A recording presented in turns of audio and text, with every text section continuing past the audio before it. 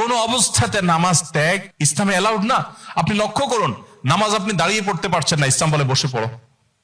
বসে পড়তে পারছেন না, আল্লাহ বলেন শুয়ে পড়ো। শুয়ে শুয়ে আপনি হাত পা নাড়াতে পারছেন না, ইসলাম আপনাকে নির্দেশ করছে মনে মনে তুমি নামাজ আদায় করো।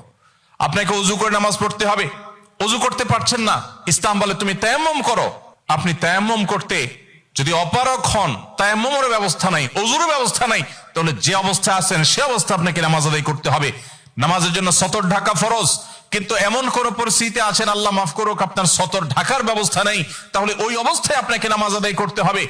আপনি যদি এমন কোন পরিবেশে থাকেন যেখানে আপনার পবিত্র কাপড় থাকা নামাজের জন্য পূর্ব শর্ত, অথচ আপনার কাছে পবিত্র কোনো কাপড় নাই, তো ইসলাম ওই অবস্থা আপনাকে নামাজ পড়তে বলে। কেবলার দিকে ফিরে নামাজ পড়া ফরজ, কিন্তু কেবলা কোন দিকে আপনি জানেন না, জানার কোনো উপায় নাই, কাউকে জিজ্ঞেস করেও জানার ব্যবস্থা নাই, আপনার কম্পাসেরও সার্ভিস আপনার কাছে নাই, কোনোভাবে কেবলানের উপর আপনি করতে পারছেন না। এই রকম পরিস্থিতিতে অনুমান করে এই দিকে কেবলা হতে পারে ধারণা করে সেই দিকে ফিরে নামাজ পড়তে হবে, তারপর আপনাকে নামাজ আদায় করতে হবে। ভাইরা আমার, নামাজের গুরুত্ব এত বেশি বুঝেছেন সাহাবা ইকরাম যে যুদ্ধের মধ্যে, রণাঙ্গনের মধ্যে পর্যন্ত তীর এসে লেগেছে পায়ে, কিন্তু নামাজ ছাড়েননি। ওমর রাদিয়াল্লাহু তাআলা আনহু খলিফাতুল মুসলিমিন, তিনি বলেছেন লা হাজ্জা ফিল ইসলাম লিমান তারাকাস সালাহ, যে ব্যক্তি নামাজ ছেড়ে দেয়, যে ব্যক্তি নামাজ পড়ে না, এর ইসলামে কোনো অংশ নাই, সে নিজেকে মুসলিম দাবি করবার কোনো অধিকার নেই।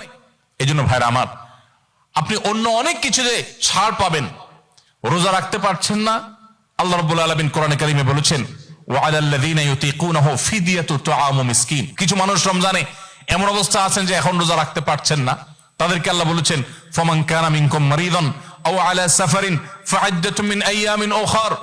কেউ যদি অসুস্থতার কারণে, সফরে থাকার কারণে রোজা রাখতে কষ্ট হয়, তাহলে সে রমজানের রোজা না রেখে এই কয়েকটা রোজা, যেগুলো সফর কিংবা অসুস্থতার কারণে, কারো জ্বর হয়েছে, অসুস্থ হয়েছেন, রোজা রাখাটা টাফ হচ্ছে, তার পানি পান করতে হবে, তাকে মেডিসিন নিতে হবে, না হলে তার বিপদ হতে পারে, এইরকম সিরিয়াস পর্যায়ে অসুস্থ হলে আল্লাহ তাআলা তার জন্য কোরআনে বিধান দিয়েছেন সে এই রোজাগুলো ভেঙে রমজানের বাইরে অন্য সময় রোজা রাখতে পারবে।